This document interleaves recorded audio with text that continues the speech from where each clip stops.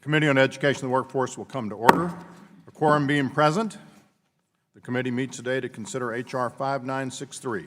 Given time constraints, I ask that members insert any written statements into the record. I'll hold the record open until the end of the day in order to accommodate those members who may not have prepared written statements. I'll now recognize myself for an opening statement for today's committee consideration of H.R. 5963. Good morning. Every child deserves the opportunity to achieve a lifetime of success. That's why we work together to empower parents and restore local control to K-12 education with the Every Student Succeeds Act. It's why we advance 5 bipartisan bills that will help more Americans pursue a higher education. And it's why we advance the Strengthening Career and Technical Education for the 21st Century Act, a bill that will help students acquire the knowledge, skills, and experience they need to compete in the workforce. The reforms are different, but the goal is the same, putting people on a pathway to success. And that's the reason we are here today. Since 1974, the Juvenile Justice and Delinquency Prevention Act has coordinated federal resources to improve state juvenile justice systems. By focusing on education and rehabilitation, the law supports state efforts to put some of the most vulnerable kids across the country on the right path. That includes both keeping at-risk youth out of the juvenile justice system and giving kids who are already in the system a second chance to turn their lives around. Over the years, these programs have made a real difference in the lives of many children. Children like Sloan Baxter. As Sloan explained to us at a hearing last year, he was on the wrong path as a teenager and eventually ended up in the District of Columbia's juvenile justice system. Sloan was detained in a youth detention center and later participated in a community-based alternative program called Boys Town. Mr. Scott and I recently visited that program, and it was easy to see how it helps kids like Sloan grow into productive, responsible, and healthy individuals.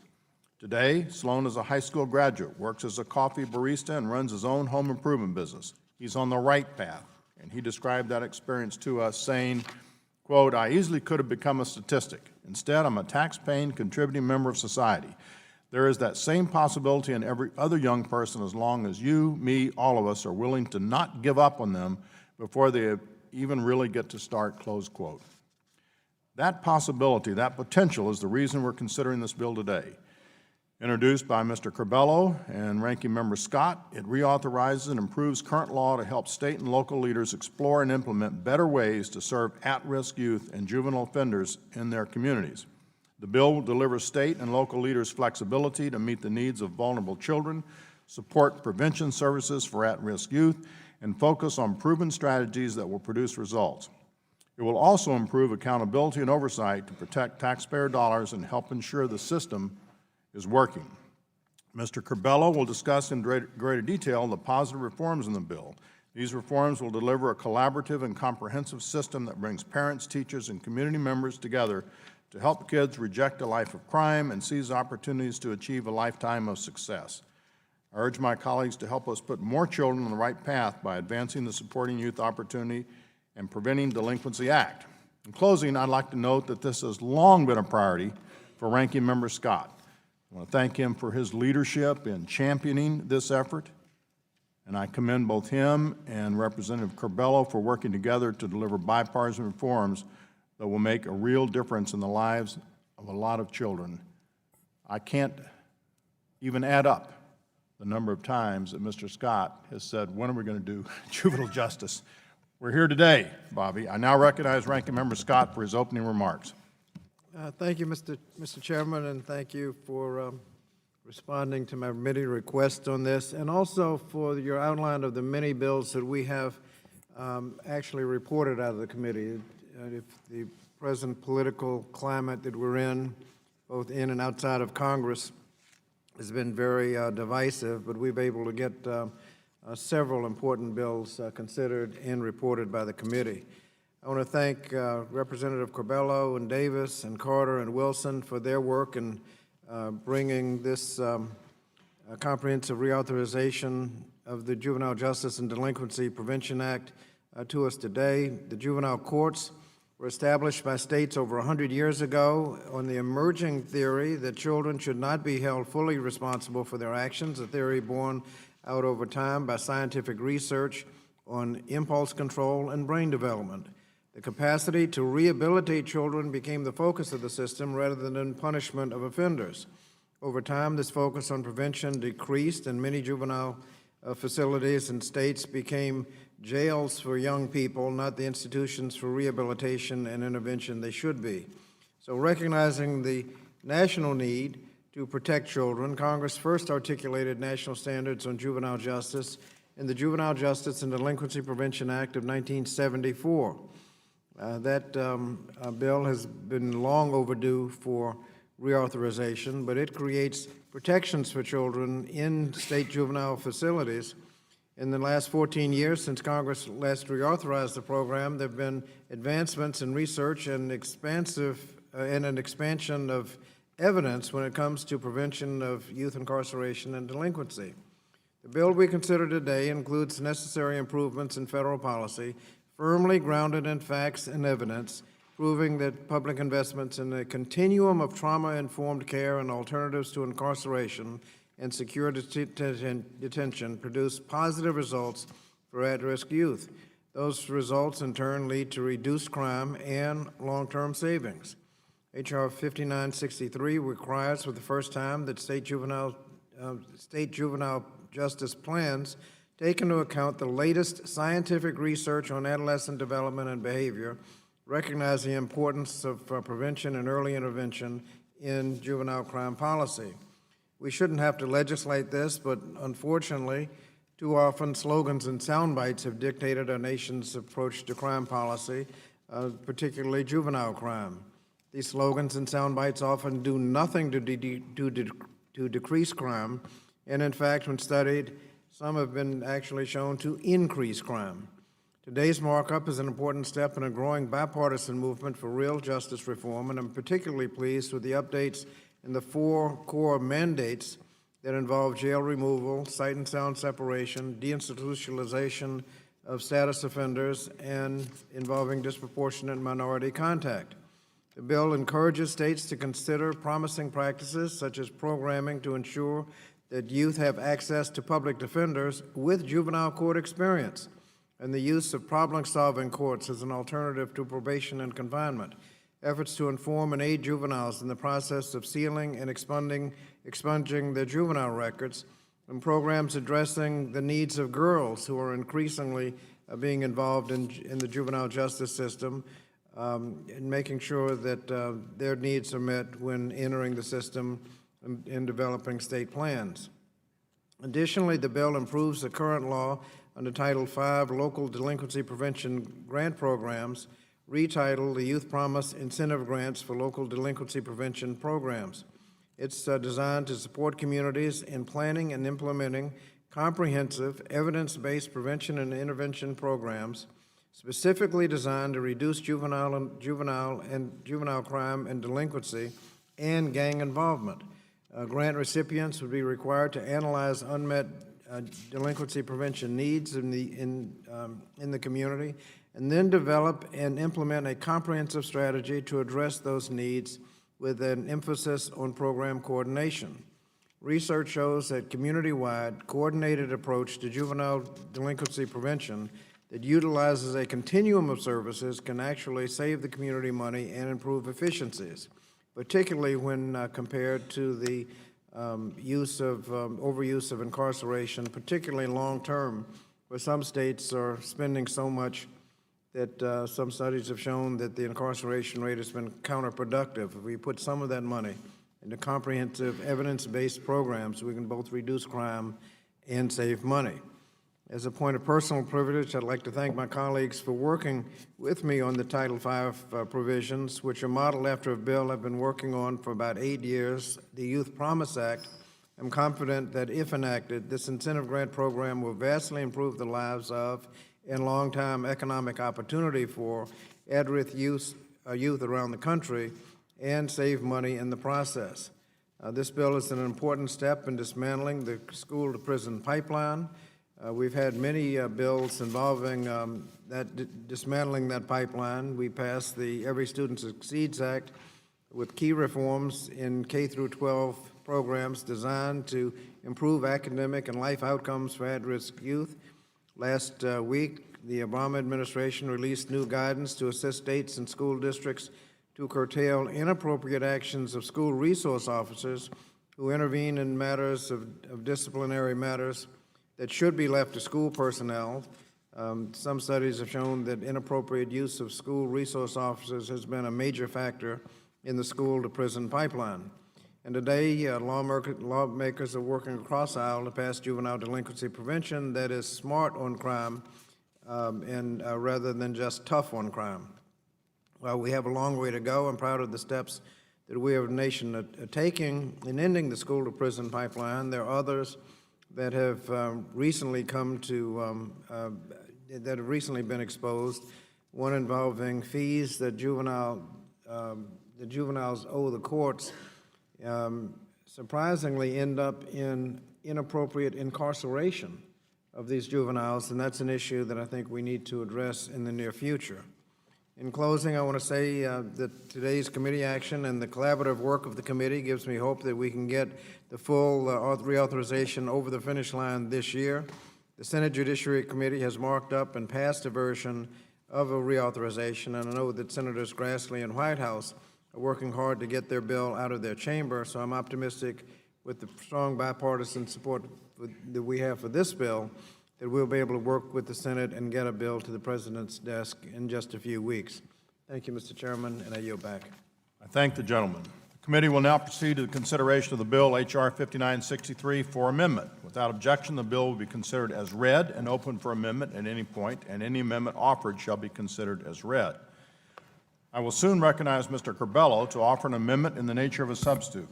Without objection, the amendment shall be considered original text and open to amendment at any point. The amendment in the nature of substitute has already been distributed and is in your folders. I now recognize Mr. Corbello for 5 minutes to explain the substitute. Thank you, Chairman Klein. I'm very proud to have introduced this legislation with Ranking Member Scott and appreciate the opportunity to discuss the important reforms contained in it. There's nothing I want more as a parent than for my daughters to have opportunity.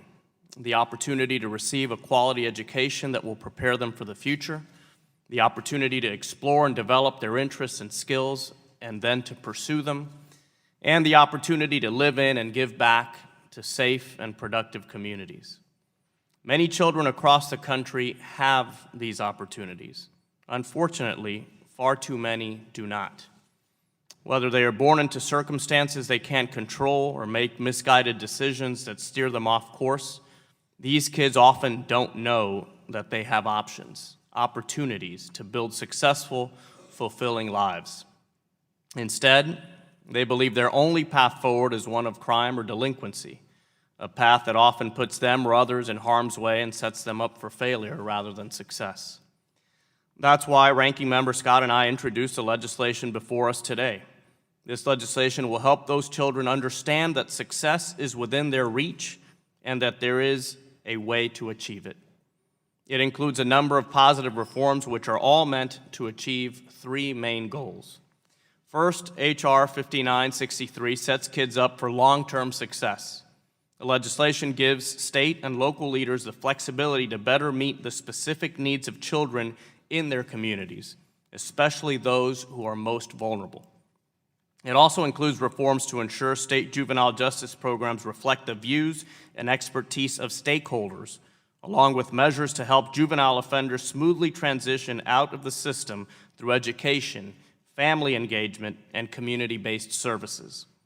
The bill also supports prevention services to help at-risk youth avoid the system altogether. These reforms will help more children acquire the skills and the knowledge to hold themselves accountable for their actions, grow into productive members of society, and seize opportunities to work toward a brighter future.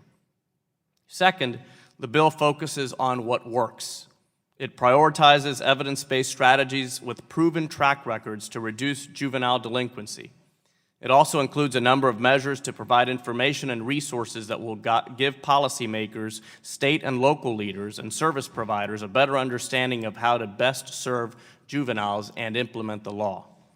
Finally, the legislation improves oversight and accountability. The bill updates current reporting requirements to provide a better, more transparent picture of the operations and the success of juvenile justice efforts across the country, as well as those at the federal level. Other measures will ensure that resources meant to support at-risk youth and juvenile offenders are actually being used for those purposes, helping to limit waste and fraud in the system.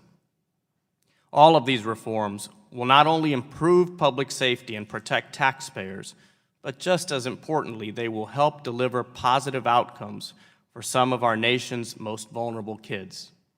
I'd like to thank Ranking Member Scott and our colleagues on both sides of the aisle for their help in advancing these important bipartisan reforms. The substitute amendment I'm offering makes a number of technical and clarifying changes to the underlying bill. I urge all of my colleagues to support the substitute as well as the underlying legislation, and I yield back the balance of my time. Gentleman yields back. Does any member seek recognition on the substitute? Anybody seek recognition on the substitute? Mr. Paulus. Thank you, Mr. Chairman. In 2013, there were nearly 1,100 youth residing in juvenile detention or correctional facility in Colorado, and while that number has decreased significantly, there's a lot of work to be done. Alarmingly, nationally, youth in the juvenile justice system are much more likely to be African American, Hispanic, Asian Pacific Islander, and Native American than white. Between 2003 and 2013, Colorado actually saw an increase in this racial disparity, even as the overall numbers went down between white and non-white youth committed to juvenile facilities. In our state, we certainly started a conversation about how to address the disproportionate representation of minorities in our juvenile justice system, but it's an important issue to address nationally as well. The bipartisan bill before us represents an important step towards a long overdue reform of our criminal justice system by beginning with the glaring problems of our juvenile justice system. Some of the key reforms include creating new practices that lead to fewer juveniles being held in adult jails or commingled with adult inmates, often putting them at great peril. The bill also creates better data collection, which will help shine a light on where and how racial and ethnic disparities in our juvenile justice system are occurring. The legislation provides states with relevant data and information that we need to hopefully take the right steps towards state-level reforms to help give all youth, regardless of their race or gender, religion or ethnicity, the support and the opportunities they need to get their lives back on track. I'm also pleased the bill requires states to phase out the use of dangerous practices. Dangerous practices can be anything from the use of pepper spray to forced positions to solitary confinement to corporal punishment. Soon I'll be offering an amendment that would also ban corporal punishment in our public schools, where tragically it still occurs in a number of states. The ban on dangerous practices in this bill is a very important first step. Overall, I support this legislation and the important reforms it will make. I want to thank my colleagues for their leadership on the issue, and I yield back the balance of my time. The gentleman yields back. Mr. Carter, you recognized for 5 minutes. Thank you, Mr. Chairman. I'd like to start by thanking Chairman Klein, Congressman Carbello, Ranking Member Bobby Scott, and the staff of the Education and Workforce Committee for their hard work and diligence in helping to build a bill that really makes great strides in reforming the juvenile justice system. House Resolution 5963, the Supporting Youth Opportunity and Preventing Delinquency Act, is a piece of legislation that will help to get the lives of many young adults back on track by reducing barriers and offering new opportunities. Just this past fall, the committee hosted a hearing in which one of the witnesses told his compelling story about how he was given a second chance through a system that allowed him to get out of the path he was on and to chart a new one. State and local authorities have for years made progress in overhauling the way in which juvenile justice was addressed in an attempt to reduce recidivism and build a constructive system that allows those at-risk youth adults to develop the skills and traits necessary to have a positive and fruitful life. I'm proud to say that my home state of Georgia is a leading example. I had the opportunity to address this issue while I served in the Georgia State Legislature and was able to be part of the passage of House Bill 242, which reformed the juvenile justice system in the state. It focused on evidence-based programs that utilized successes to ensure that those with status offenses weren't susceptible to the influence of more serious offenders. It saves money for taxpayers and reduces the strain on the justice system. It gave those at-risk young adults a future. We're here today to reauthorize many expired programs, but also to fix those using evidence that has been gathered over years of observations. This legislation really puts the focus on state and local leadership and the flexibility they need to help rehabilitate and adapt to changing circumstances for young adults. Currently, there are 2 million children in the juvenile justice system, a statistic that is much too high. By ensuring that opportunities exist for reform and growth, we can work to increase the likelihood of them graduating from high school. We can ensure that they have an opportunity to join the workforce and have a career to one day start a family and pass along those positive life lessons to their children. The bill increases transparency in the system. It focuses on those evidence-based programs, ones we know work, and ultimately it sets those children up for success later in life. This is a chance to give opportunities to those who thought they may have lost them, and for that I am proud to co-sponsor this legislation along with my colleagues. This is a win-win for all sides. I urge my colleagues on both sides to support this legislation. I thank everyone who worked on this bill for their perseverance, and I yield back. The gentleman yields back. Does any member see Mr. Hinojosa? Thank you, Chairman Klein and Ranking Member Scott. I want to speak in favor of the Mr. Corbello of Florida amendment in the nature of a substitute. I think that it gives clarification, and I strongly support it. But I also want to speak on the bill H.R. 5963 as a whole, entitled the Supporting Youth Opportunity and Preventing Delinquency Act of 2016, which is a bipartisan bill centered on the 3 core principles of education, safety, and prevention. I've served on this committee for 20 years and can affirm that JJDPA, which falls under our jurisdiction, is one of our most successful statutes. This law has brought recognition to the value of focusing on children and their rehabilitation, as well as investing in our youth in their early years rather than later. H.R. 5963 includes provisions to ensure the continuity of young people's education while incarcerated. It makes improvements to data collection, and it extends protection for children detained in the juvenile and adult systems through amending the 4 core protections.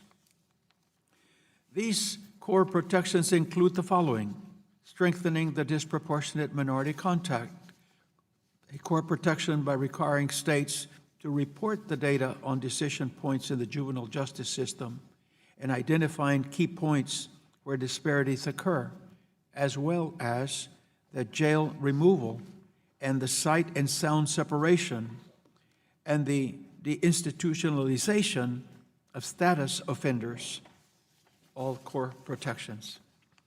In closing, I want to say that reauthorization of the Juvenile Justice and Delinquency Prevention Act, which expired in 2007, is long overdue.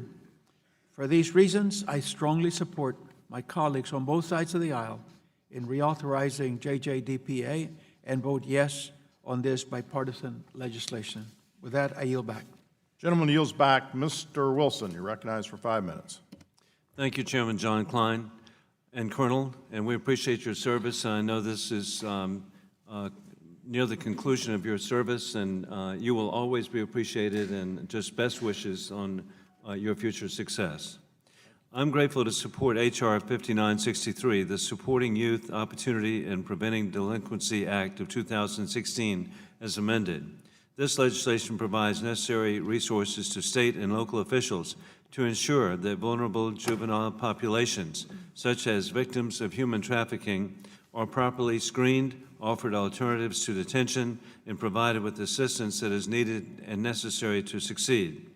Dedicating resources to evidence-based strategies, including community-based programs, will be helpful in aiding those who find themselves affected by these terrible situations. Sadly, human trafficking happens every day in my home state of South Carolina. We must ensure that juvenile victims of human trafficking are provided with evidence-based strategies that assist them in achieving success rather than enforcing mandatory detention. I appreciate the leadership of South Carolina Governor Nikki Haley, Attorney General Alan Wilson, and those serving on the South Carolina Human Trafficking Task Force. I especially appreciate the Attorney General.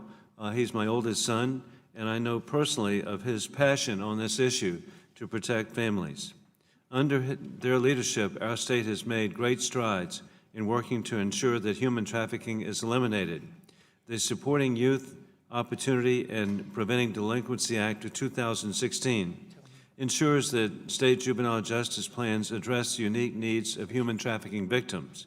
I appreciate Chairman John Klein and Congressman Carlos Curbelo, along with the Ranking Member Bobby Scott, for this work on this devastating issue and urge my colleagues to vote in support.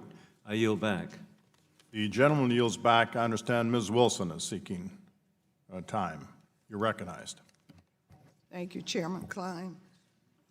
This legislation sort of validates my life's work, 25 years of prevention for boys of color, bringing them from elementary school, first grade, through middle school, high school, and then sending them to college.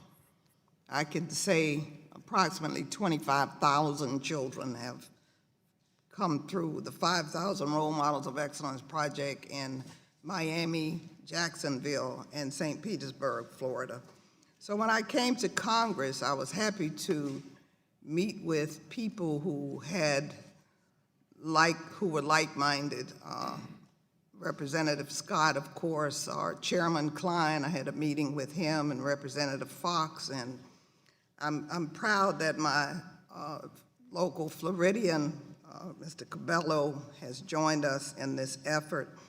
I'm so pleased to say that I work very closely with President Obama, with my brother's keeper, and with the Congressional Black Caucus's Sojourner Truth on Women and Girls Initiative. All of this helps us keep our children on the right track and keep them moving in the right direction. I have been in so many boot camps and juvenile facilities across this country, I cannot even count them. And I know how important this legislation is, and I hope that states will take this very seriously and abide by what we're offering them here today. I truly believe that in the delivery room, when a child is born and the umbilical cord is cut and the doctor presents the baby to the mother, he says, "Miss Wilson, it's a boy." Doesn't say, "Miss Wilson, it's a criminal." So something happens in between that time and the time that we find our children off the beaten path. So I thank you for bringing this legislation to this committee. I support it, and I look forward to moving forward and with other pieces of legislation to help our children, because that's all they want, is a hand up, and that's what we can offer them. And I hope with this legislation, we have included the appropriate appropriations to make this work, because that's what it's going to take. Thank you. Gentlelady yields back. Mr. Grothman, you're recognized for 5 minutes. Well, this is a difficult bill. I plan on voting for it because I guess I'm convinced it's a mild improvement over current law, but the whole discussion is somewhat irritating. As someone who came out of the state legislature for a while, the state legislatures, or at least in Wisconsin, spends a great deal of time working on juvenile justice reform and are quite capable of doing it. One of the problems we have in this country is the federal government thinks everything is their business. This whole bill seems to me a little bit predicated on the idea that the states are incapable of finding best practices on their own, or that the states are uncaring. I was a little bit appalled at the comment made by the prior speaker, on which she hoped that states will take this concern seriously. Are there really any state legislators around the country that don't take juvenile justice reform seriously? I mean, what an insult. She ought to go back to Florida and, pay attention to some of the discussions in the Florida legislature. I'm sure those people take this seriously. I just remind everybody here, if your passion is for juvenile justice reform, the place to show that passion should be in the state legislatures.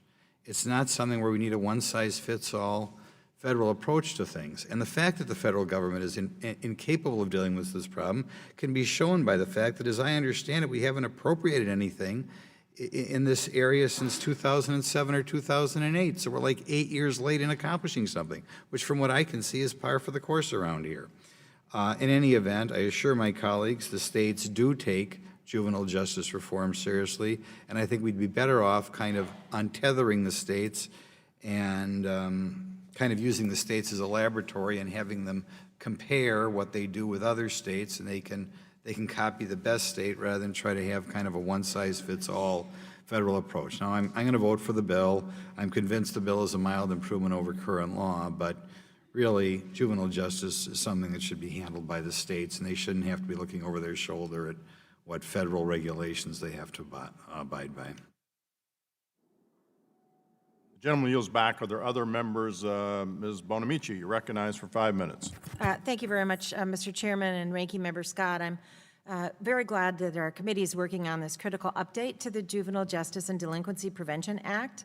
Since it first became law more than 40 years ago, the JJDPA has been instrumental in providing young adults, families, and communities with tools to prevent children from entering the justice system and support to help youthful offenders who are already in the system, help them reintegrate into their communities with the skills they need to be successful.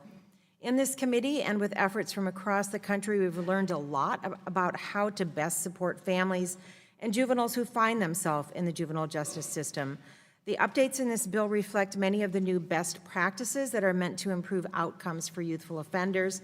As a result, this bill updates the core protections of the JJDPA while also giving states and local communities the flexibility needed to continue their innovative work to support young adults and families. I'm especially pleased that the bill updates the definition of adult inmate, so youth who are serving time can stay in juvenile facilities until they're 25, even if they find themselves in additional trouble while in custody. In my state, our Oregon Youth Authority has shown leadership by making the safety of the young people in the system a priority and by giving them tools to reintegrate into their families and communities after serving their time.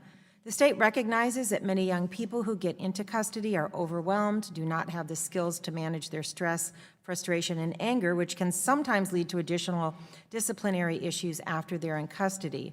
When juveniles are able to stay in juvenile facilities rather than be moved to adult facilities partway through their sentence, they're more likely to succeed once they serve their time, and recidivism rates drop. This important update to the JJDPA will make sure that Oregon and other states can continue helping youthful offenders by keeping them in juvenile facilities throughout their sentences. I'm glad to support this thoughtful update to the JJDPA. Families and communities across the country deserve a juvenile justice system that focuses on safety and reducing recidivism. Thank you, Mr. Chairman, for your hard work and for all of your work on this committee over the years, and I yield back. Gentlelady yields back. Are there other members seeking recognition on the substitute? Seeing none, we'll move. Ms. Davis, you're recognized for 5 minutes. Thank you, Mr. Chairman. And I also wanted to just commend you and thank you for your work on the committee and, of course, on other committees on which we've served together. I suspect this is the last bill that's being marked up in committee during your well, no, we've got a lame duck session, so who knows? But I just wanted to make that clear and certainly thank the ranking member, Chairman Scott, for all of his work in this as well. You know, as I sit here, I think about, and really Ms. Wilson's comments reflected this, that those who are in the fields every single day working with young people, knowing the promise that they have and yet the difficulties, the obstacles that they've faced, I think that they would listen to our committee today and feel that people have been listening to them as well. And I think the whole purpose of trying to provide incentives for states is not to necessarily say you don't know what you're doing. In fact, it's just the opposite. It's saying we support the kind of approaches that you've had that are smart, fiscally responsible, and are best for our country. And so I think there is detail in here, absolutely commendable detail, but I think also the flexibility is important. I particularly was interested in an area of sex trafficking because I know that we often see minors who are victims who somehow are finding themselves treated more like criminals when they come into the justice system. And I think finding those alternatives, analyzing them to detention is very, very important, and this bill encourages that kind of activity and tells, I think, those, again, who have been working very, very hard in this field, and I certainly see this in San Diego, that we have been listening and that we are trying to make certain that we direct the resources in the proper way. So thank you very much, Mr. Chairman, and I yield back. Gentlelady yields back. Other members seeking recognition on the substitute. Now, seeing none, we are ready for the next amendment, and it's my understanding that Mr. Polis has such an amendment. Thank you, Mr. Chairman. I have an amendment at the desk. The clerk will distribute the amendment. Dr. Rowe. Gentleman who reserves a point of order.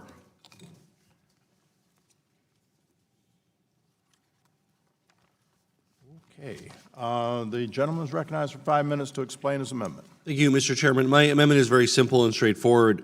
It would simply ban the use of corporal punishment in our public schools. According to federal civil rights data and an Education Week analysis, 109,000 students were paddled, swatted, or physically punished in schools in 2013 and 2014. And to many of us, this seems like a practice fit for the medieval ages. Unfortunately, corporal punishment is still alive and well in America's schools, all too often with tragic results.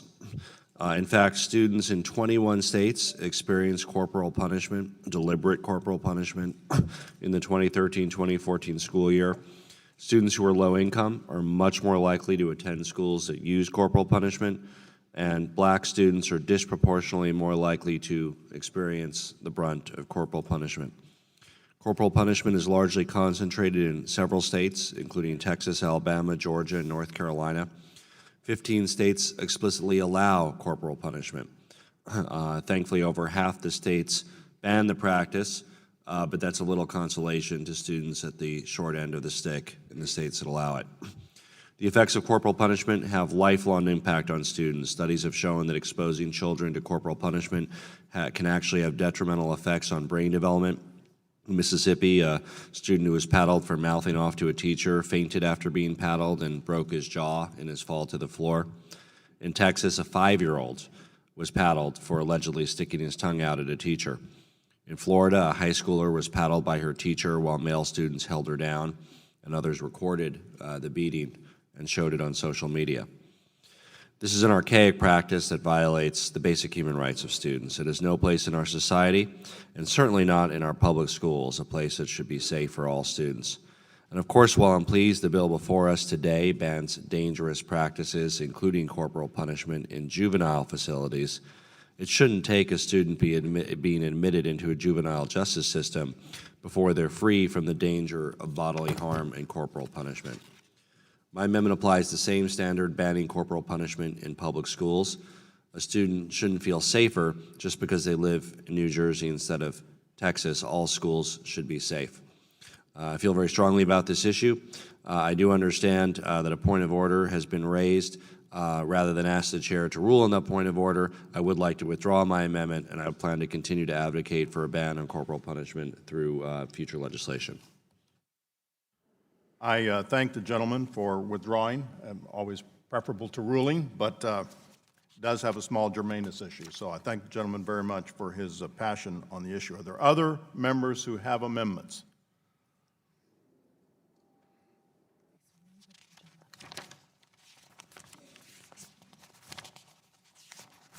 It's a nice thing when I can turn through several pages here. Okay, so no other amendments. Let me just double check that one more time. No other amendments. So the question now occurs on the amendment in the nature of substitute. All those in favor say aye.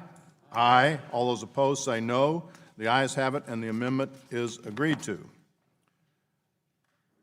If there are no other members wishing to speak on the bill, I'll now entertain a motion to report the bill and recognize Dr. Rowe.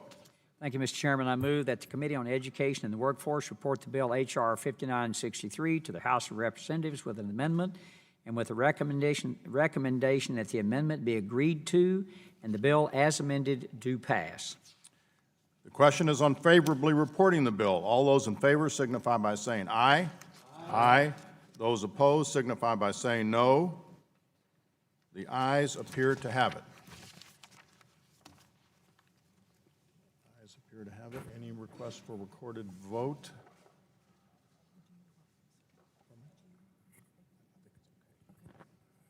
The ayes have it, and the motion is agreed to. H.R. 5963 is reported to the House of Representatives. The chair notes for the record that a quorum is present. I now recognize Dr. Rowe. Thank you, Mr. Chairman. I ask unanimous consent that the staff be authorized to make necessary and technical changes to the bill, and pursuant to House Rule 11, Clause 2L, I give notice that all members have the requisite number of days to file additional or minority views. Without objection, so ordered, and without... Yes, Mr. Chairman, that's unanimous consent that several letters, one from Act for Juvenile Justice, one from the National Education Association, and one from Fight Crime, Invest in Kids, a law enforcement group, be entered into the record.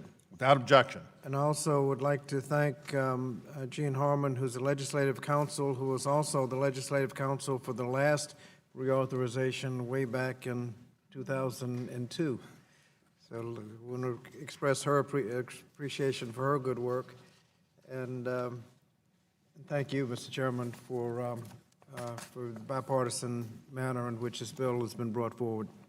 Thank you, sir. Without objection, the committee stands adjourned.